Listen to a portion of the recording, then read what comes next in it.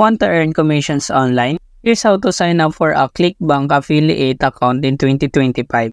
Fill in your name, email, country, and set a secure password. Once you agree the terms, hit Join ClickBank. Next, create a unique account nickname. It's how your affiliate links will be tracked.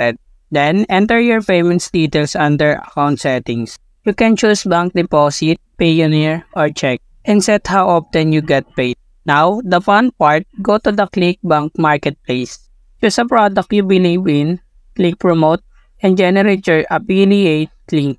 That's it, you're officially ready to start earning with ClickBank in 2025.